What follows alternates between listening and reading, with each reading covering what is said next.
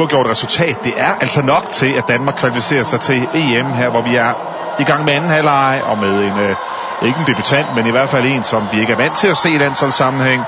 Der er med fra start Anne Mette Pedersen fra Københavns håndboldspiller og højre fløj med nummer 8. Grigel får lov at starte inden, skulle jeg til at sige. Det synes jeg også er fornuftigt nok, lige indtil hun smider den første bold væk. Godt returløb af Line Jørgensen og Stine Jørgensen, de to FC Midtjylland-spillere. Men igen en meget, meget pudsig start, altså, hvor der bliver satset lidt for meget og for vildt, og det er vores playmaker. Det er jo Christina Christiansen, der startede i første halvleg, og Lotte Grigel her, som det er kloge spillere, altså det er jo noget, de kan. Men lige nu fungerer det ikke. Det vil være en kæmpe optur for Ukraine, hvis de lige pludselig kan spille sig tilbage i den her kvalifikationsturnering, og det kan de altså med en sejr i dag. Så er de kun 2 point op til Østrig, som i øjeblikket har den anden placering til at komme videre til slutrunden. Og der er ikke noget, der tyder på, at Jan Pytlik spekulerer i offensive variationer. Nej, den er blevet glemt og pakket helt væk. Og der bliver hun altså lige presset lidt for voldsomt af Mette Pedersen. Og så stiger 1,92 altså til værs igen. Pitpalova. Jeg kan sådan lige prøve på her, hvad hun kan. Hvad hun rummer stadigvæk. Den sad tørt og godt nede i Cecilie Greves venstre fod. Og samtidig så bør vi også nævne, at Helats Redinova i det ukrainske mål har gjort det rigtig, rigtig fint, siden hun afløste Pagomenko.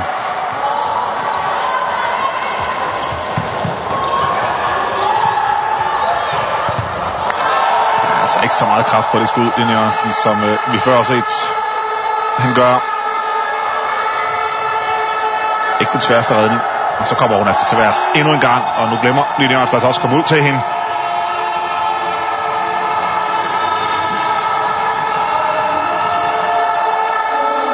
Ja, det vil være lidt kedeligt at få Pitpalova sådan rigtig med troen på, at hun igen kan skyde den ind fra de store afstande.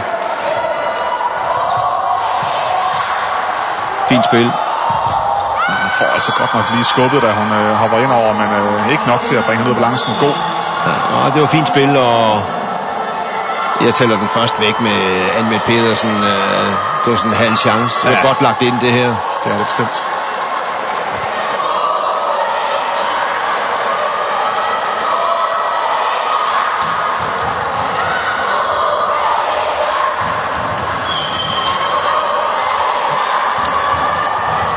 Marianne Bunde, Gravholdt i det centrale forsvar.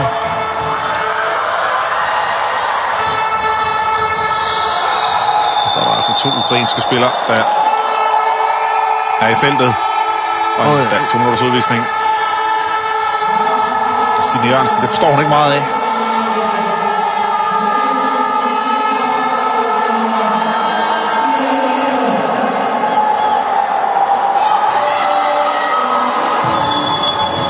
Altså, hvis jeg skal være helt ærlig, så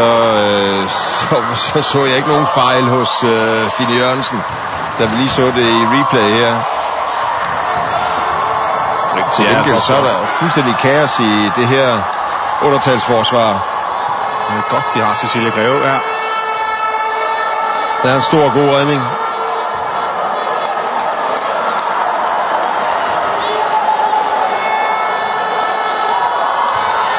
Men jeg venter på de momenter og de minutter, hvor det er selvfølgelig lidt svært i undertal her, men hvor danskerne har vendt sig.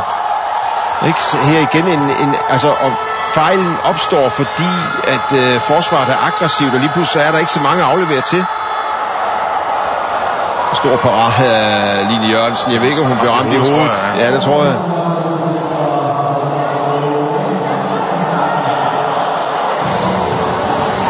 Men kan man forklare noget af det her, at du ikke er tilfreds med nu, Ben, med at de har totalt ikke været samlet længe, landsholdet, og nu får de nogle dage sammen, nogle flere dage sammen, og skal spille igen på lørdag og på det søndag, så man kan håbe, det bliver bedre og bedre. Ja, altså selvfølgelig kan man håbe på det, og selvfølgelig skal de også lige vende sig til det. En ting er træning, og anden er en vanskelig udkamp i Slovakiet, men det er jo altså noget af det, som vi kan i Danmark, det er jo, vi er gode sådan på det taktiske plan, så det burde være åbenbart for spillerne, hvad det er, der forventer dem. Det her offensive og aggressive ukrainske forsvar, det kommer jo ikke overraskende. Og der undrer det mig, at vi kommer ind og laver så mange uprovokerede fejl. Og det betyder jo, at Danmark slet ikke får ro på spillet. Ja, så skulle det blive et nederlag i dag, så er der altså lige pludselig en smule pres på danskerne, som skal ud mod Østrig, som i øvrigt har vundet 3 ud af de 4 kampe, de har spillet.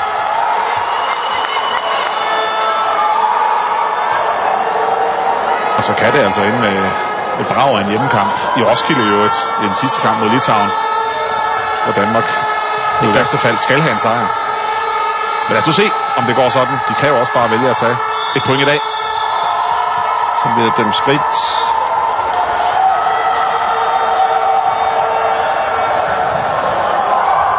Det er altså så når Danmark ikke i bund med returløbet af 2-målsføring.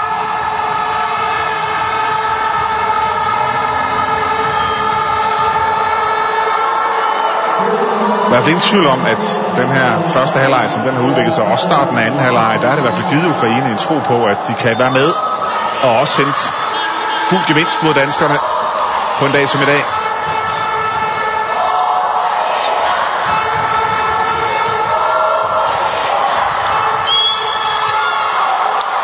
Jørgensen og Thorsgaard, som naturligvis kender hinanden fra FC Midtjylland rigtig godt. Men vi mangler noget mere direktethed. Den kommer måske der. Og der var Parana fra Pitbalova. Det er nok ikke hende, man skal vælge at prøve at skyde over. Ja. Godt. Lotte Grigel. Ja, vores playmaker har en tendens til at spille for meget på tværs og søge stregspil, i stedet for selv at gå ned og være aggressiv og være med til at flytte rundt på forsvaret. Nu fik Lotte Grigel, som normalt er en god aggressiv spiller.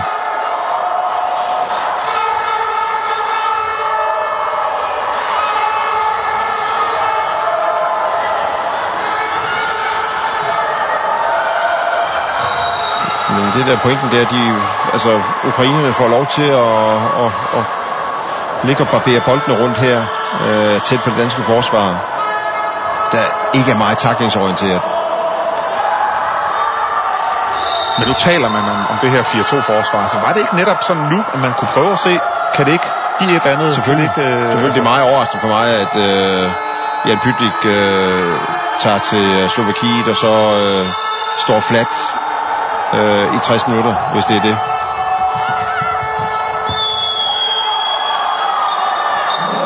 Og bliver taklet så meget, at han får Ukraine får en 2 minutters udvisning. Ja, det er lidt svært ved at styre kræfterne, fordi returløbet er egentlig godt nok, men det er de her skub til sidst, der koster udvisningen. Her til Andy Tjuk. Ikke for, altså returløbet er jo egentlig fint og i orden. Den er hun altså sikker på i dag, Anne-Grethe Nørgaard.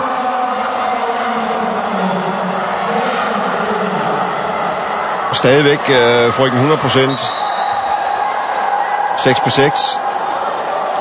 Det her, det kunne jo være en god indgang til det danske hold og få lidt ro på tingene. Komme op og få en føring. Så selvfølgelig først og fremmest koncentrere sig nu her om det her overtalsforsvar. Men se, hun kommer igennem, og det, altså jeg synes ikke, der er straffekast der, men det er jo skabt af et passivt dansk forsvar. Og det er den samme spiller, som næsten altid går ind og prøver at skabe et eller andet. Ja. Managarova. Krydsbevægelse. Og hun spiller overalt på banen. Fuldstændig.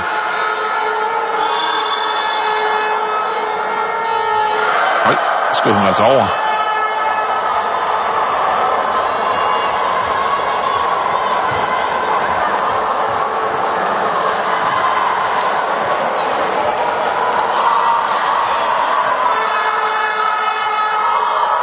Grigel får altså fortsat lov til at blive inde på banen, og det synes jeg sådan set også er okay.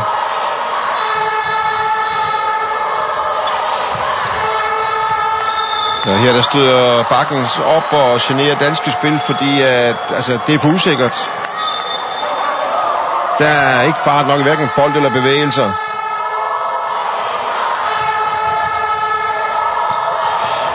Det er godt set til gengæld. Lotte Grigel, skidt afsluttet af Torsgaard.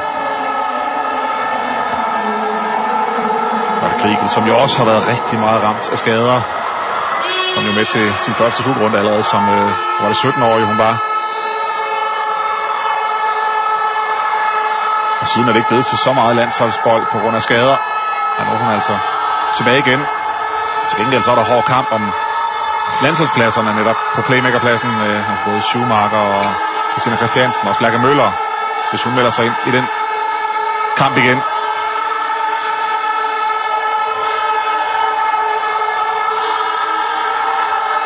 Men nu skal de jo altså også først lige kvalificere sig til den slutrunde, før man kan begynde at snakke om, hvem der skal med.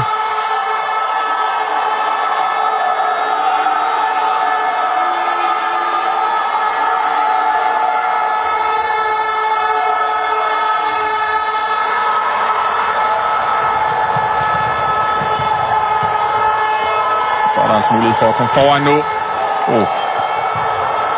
Et godt drøn fra Line Jørgensen. Efter en udmærket redning fra Cecilie Greve.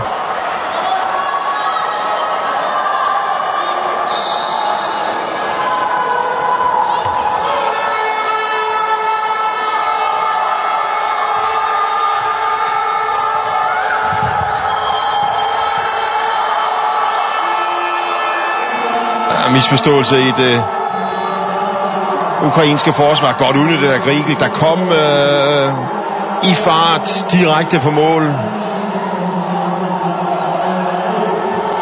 Og Anne-Grethe Nørgaard kan meget vel og forhåbentlig stadigvæk være 100%. Ja. Og Danmark foran og en ukrainsk udvisning. Det er måske lige nu, at de lige skal stramme an de næste par minutter, og så komme foran med et par stykker.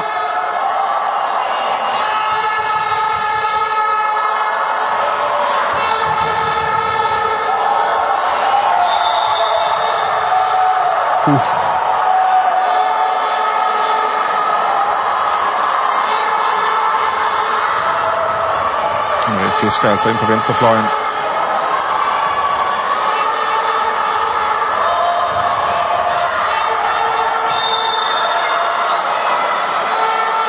De er også svært ved at spille sig igennem i undertal Ukraine. Det er tydeligt at se her. Ja, der er lidt mere aggressivitet hos danskerne. Og så skal der altså også afsluttes. Der er en arm på, og det bliver fornemt for danskerne. Det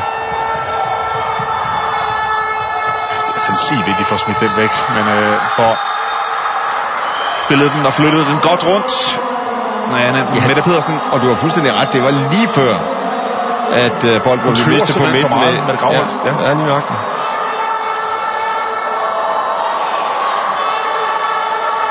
God dansk periode. Udnytter overtallet.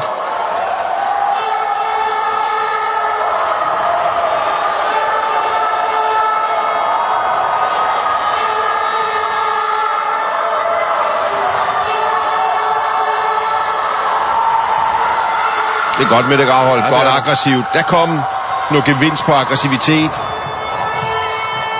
Og så får de altså... Nej. Hvad i alverden sker der for Marie Fisker? 2 kæmpe chancer, hun har skudt forbi i dag. Og vi taler altså en af dem, som nogen gør til en af verdens bedste venstrefløj.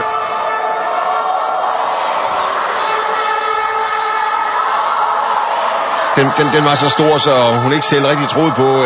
Og altså en ting er at brænde. Altså det der er det spektakulære ved det her, det er jo, at den røg 1 meter ved siden af. Ja.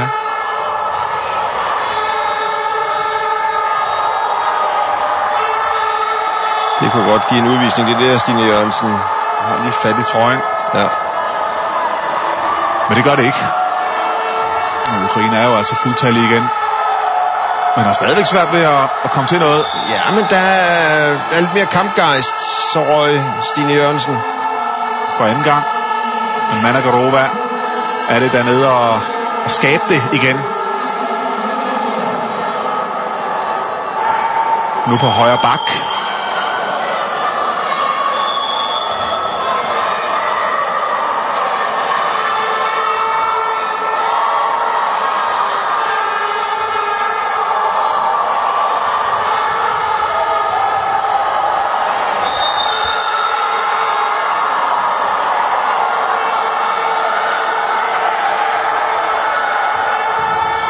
God parade. Altså rigtig mange gode parader i dag, synes jeg, Bonde. Men det der, det er simpelthen tåbeligt. Ja.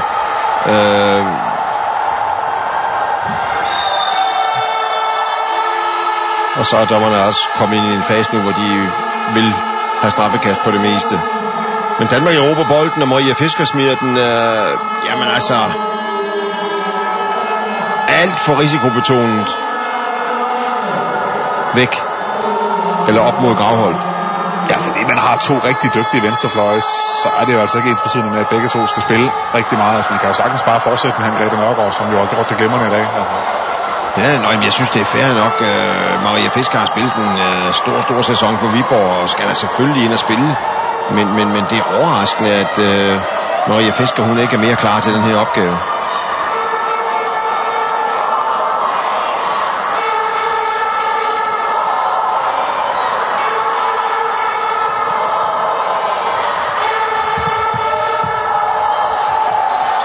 Og Christina Christiansen nu ind på samme tid.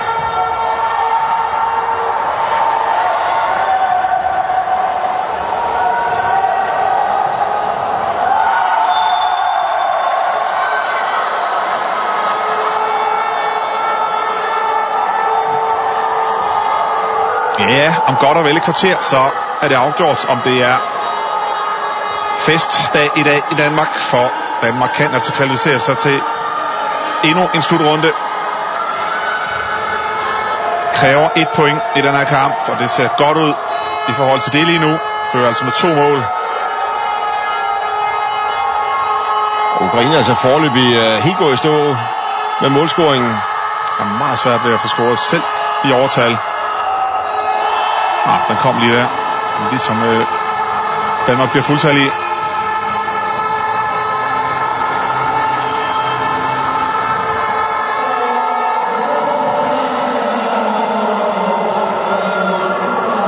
Jeg synes, de har bedre fat, danskerne generelt, i forsvaret her i anden halvleg. Vi skal hive fat i noget positivt. Ja, men via øget aggressivitet er det bestemt blevet bedre.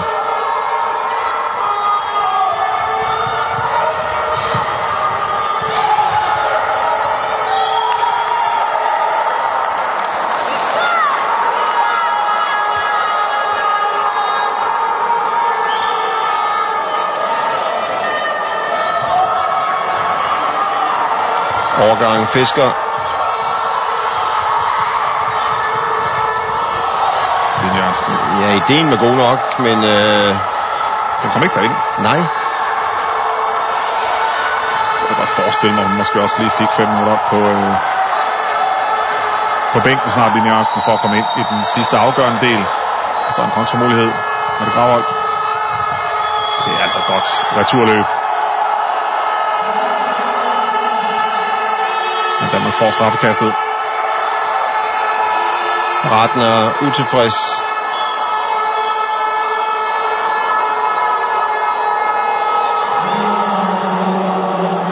Og bliver altså dømt for slag på hånden.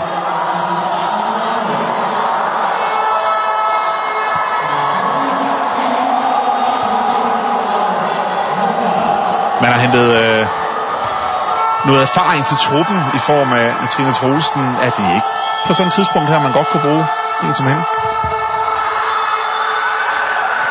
Det var bestemt.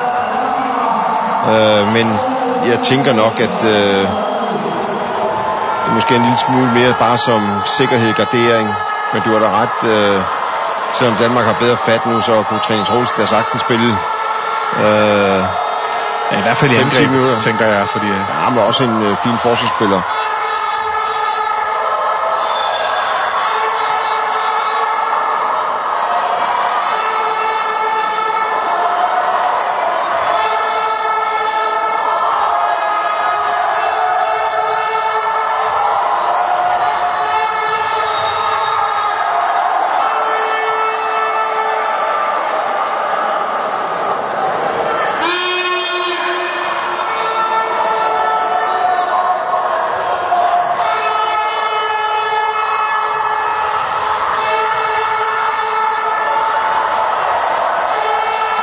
De står altså en 3-4 danske piger derinde. Der var lidt kaos i forhold til, hvem der havde hvilke opgaver og hvor.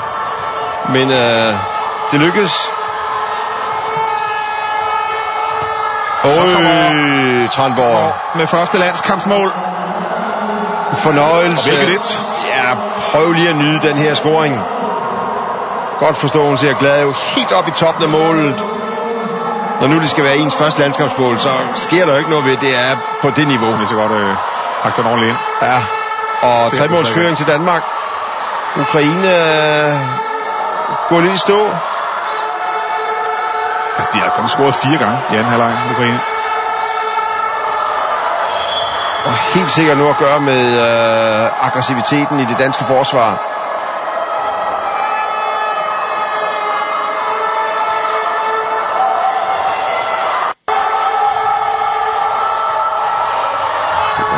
Ej, det er godt taget igen. Cecilie Greve. Par gode redninger nu på et vigtigt tidspunkt. Til at sige, det bliver for spids, den der Anne Mette Pedersen. Det gør den ikke. Nej, det er rigtig godt lagt ind. God kontrafase. Og lige ved at gå galt i start, men ellers dejligt kontrolleret. Og dansk 4-målsføring. Og altså Gitte Andersen, der var udtaget til den plads. Men hun blev også skadet, så måtte man sende bud efter Anne Mette Pedersen.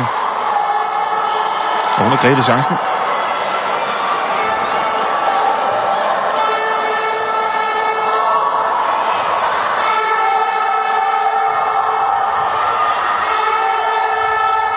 Det er Bolova, som er kommet ind igen. Ja, fra at være en periode, hvor det kunne blive begge dele, så begynder det lige pludselig at lukke lidt af en dansk kvalifikation til EM nu. 11 minutter tilbage, 4-målsføring til Danmark. Ja, godt at se dansk hold i kontrol.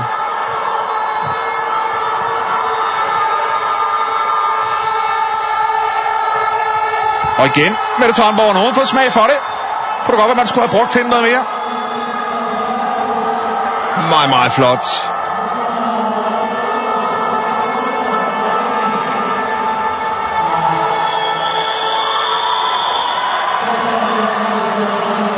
Altså, jeg tror altså ikke, der går lang tid før, når der kommer måske en timeout nu, skulle lige til at sige det, for nu skal de halvudskal ud igen, det ukrainske hold.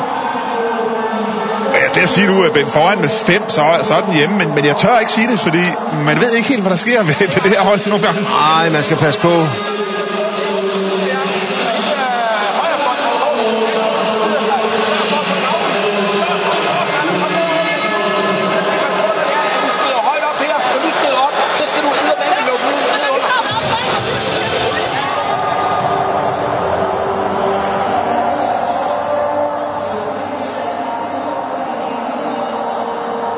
Det er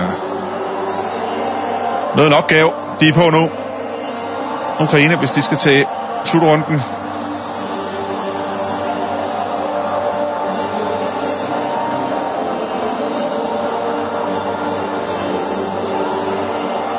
Altså, det er meget positivt at se Mette Tranborg, der kommer ind og scorer 2 på 2, vel? Og flotte afslutninger. Hun tør gå ind, og hun tør også dække op. Ja, har brugt sin fysik godt. Og der var den der meget, meget, meget flotte på første og anden scoring af debutanten. Og jeg skal lige i den forbindelse sige, at jeg tror, jeg kom ud af en anden tangent med, at Camilla Dalby kunne have været en mulighed. Men nu blev det altså Tranborg. Og hvis man lige tjekker hukommelsen, så var der noget med, at Camilla Dalby sagde farvel til landsholdet, så det virker naturligt nok, at det ikke blev Camilla Dalby, der blev udtaget. Ja, det ville være lidt dumt at begynde at udtage hende så. Ja.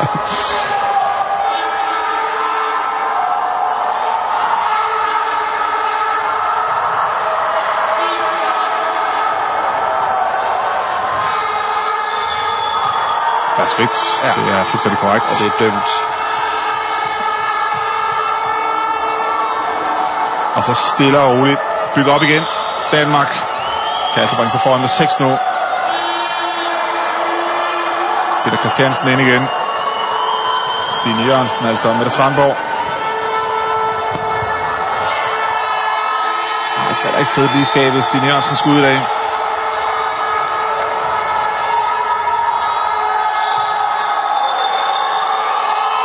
Og så er der en tredje målmand, Balok, der er kommet ind for Ukraine.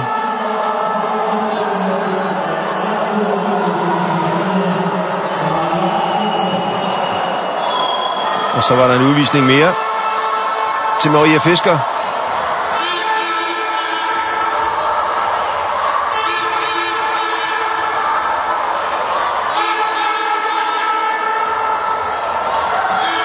Margarova, hun er så svær. Svær at styre, ikke? Det er... Altså også fordi hun arbejder sådan med lavt tyngdepunkt. Og der skal man altså være virkelig i gang for ikke bare at stå og slå til sådan en. Hun er modbydelig at spille over for her, hvor vi igen skal beklage billedudfaldet her.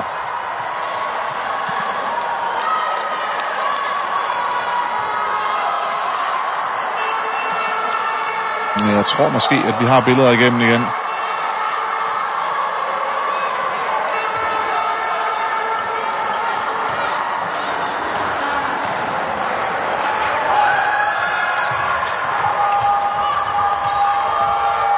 Stine Christiansen. Det er godt. Sådan. Godt tryk fra Stine Jørgensen.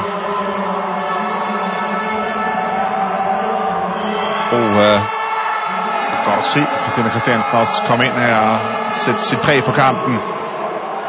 Hun spillede bestemt heller ikke nogen super første halvleg. Tror jeg ikke, jeg fornærmer hende for meget, hvis jeg siger.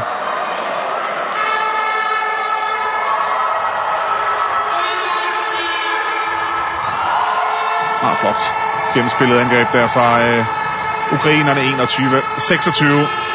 Men stadigvæk altså kun 5 ukrainske mål i anden halvleg. Med 8 minutter tilbage. 16 gange scorede de i første halvleg, og det er fordi danskerne defensivt har taget rigtig, rigtig godt fat. Lukket godt ned.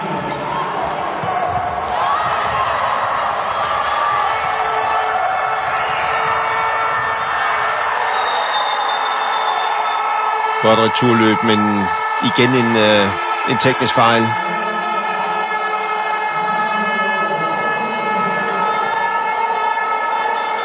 Straffekast. Sidste mulighed måske for Ukraine til at komme tilbage. Til sidst blev sendt over mål. Det gjorde den der ikke.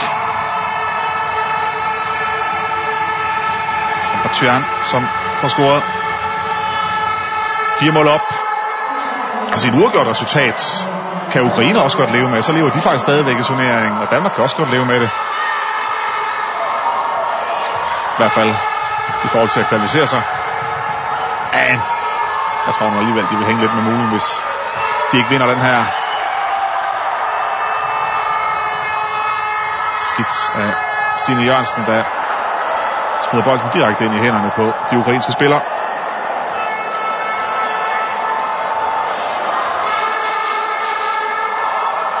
Og det er det etablerede angrebsspil, men de har altså svært ved at spille sig igennem det danske forsvar.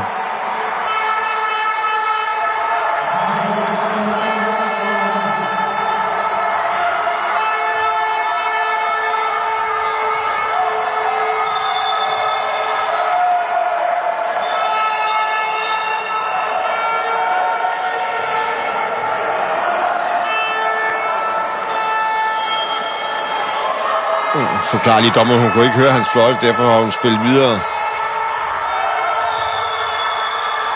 Og dømt skridt igen. Kontramulighed. Og så bare sætte den ind, Danmark. Stine Christiansen igen.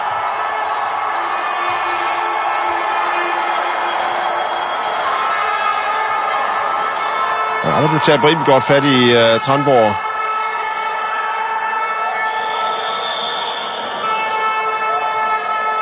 Det kunne godt have kostet et eller andet. Det der hovedfaldsgreb der. Pytlik vælger at tage en timeout.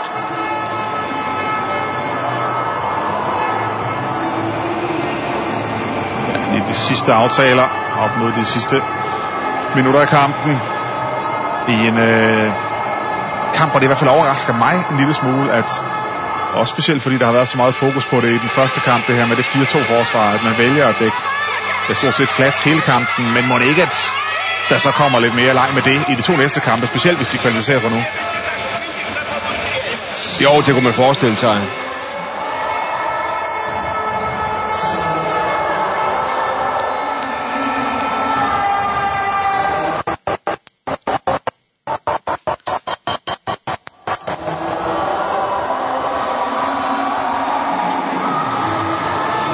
Jeg skal igen selvfølgelig beklage billedudfaldet, når der kommer. Det er altså ikke noget, vi har noget med at gøre. Det er dernede fra.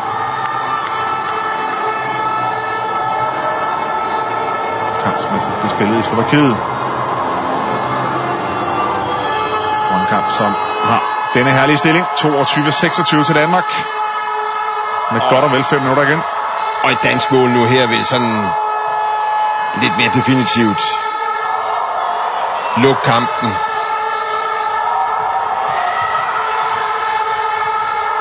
Jørgensen, Lotte Grigel.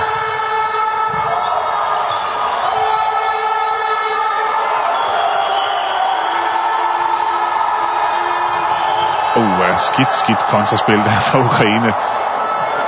Men danskerne er også kommet godt hjem. Og meget med at give sig forholdsvis god tid nu. Så er sejren i hus. Et godt langt angreb nu med en scoring.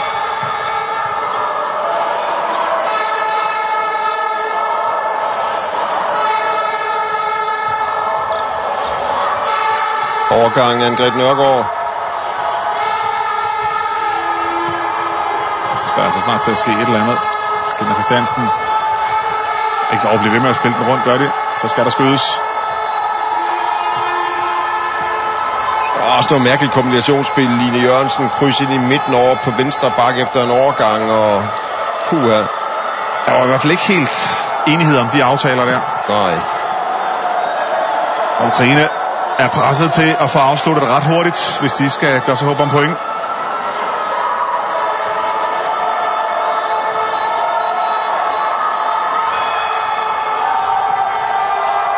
Hende der er højrefløjen med nummer 6.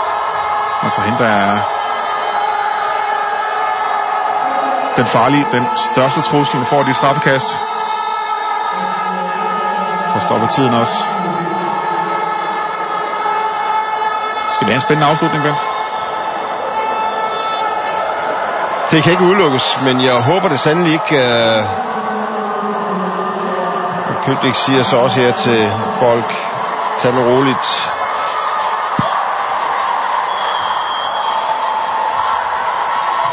Rikke Poulsen kan ikke gøre noget ved den der. 3 mål op. Og igen, fornuftigt. Langt dansk angreb, forhåbentlig. Vælger altså at spille med det Tranborg ind igen. Han har sådan set også gjort det fint. Line Jørgensen, som jo også bruger rigtig mange kræfter i den modsatte ende af banen. Tranborg igen. Og nu bliver han altså taklet. Han holder ved.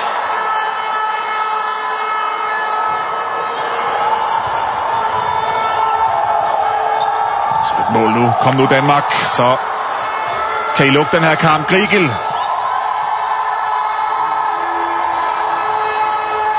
Ja, den lever endnu.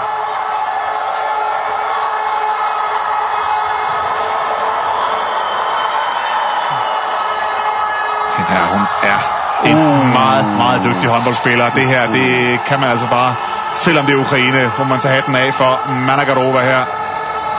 Hold op, hun kan nogle ting med håndbold. Ja. Vidunderlig skift af rytme og vinkling af bevægelser. Simpelthen fornøjelse at se, og det er ikke let. Men omvendt så må jeg sige, det er ikke en ukendt spiller for Danmark. Kom nu med den danske scoring, der kan lukke kampen. Ja da, med Tranborg, selvfølgelig. Debutanten. 27-24. 2 minutter igen. Den smider de ikke væk nu. 3 flotte scoringer fra Tranborg i anden halvleg. Meget varierede scoringer. Ja, det må jeg sige. 2 på skud over midten og et brud her. Virkelig en flot debut. De har travlt, Ukraine. Og har jo forsvarsmæssigt også gjort det rigtig fint. Absolut. Og så en kontramulighed. Og så får de måske lukket den endeligt, Grigel. Det overrasker mig, at vi ikke kan bringe så meget ro i den kontrafase her, fordi det var fuldstændig klart overtal, hvor Ingrid Nørgaard kom op på ydersiden af Mette Gravholt.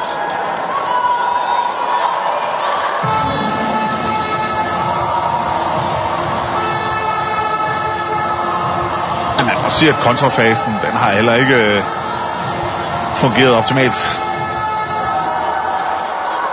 i dag for Danmark. Nej, der blev lavet for mange fejl, fordi det blev for stresset, men der har også været rigtig gode momenter. Og så gør hun det. Min sanden igen, Mette Tranborg. De 2 sidste scoringer. Og fint dansk angrebsspil her. Men sikke en landsholdsdebut, Mette Tranborg. 4 på 4. Det kan man altså godt være bekendt.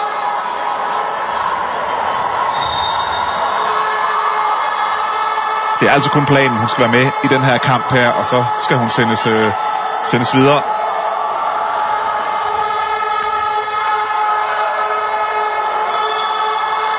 Fordi så er Danmark altså også kvalificeret til EM, og det bliver en realitet om nogle 20 sekunder.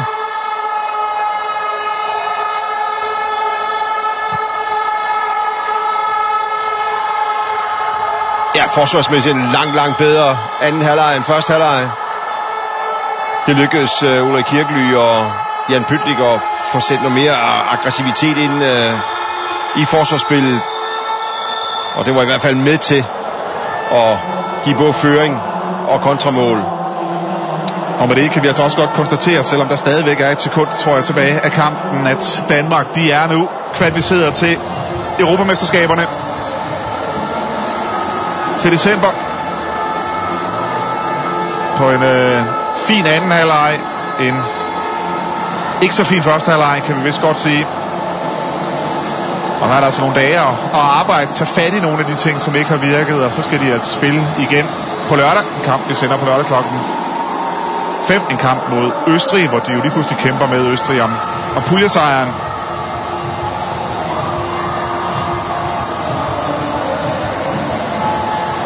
Men hvad er det så helt definitivt, Ben, du gerne vil se, at Danmark bliver væsentligt bedre til på de næste 3 dage? Og kan det lade sig gøre? Jeg vil håbe, at man indstillingsmæssigt koncentration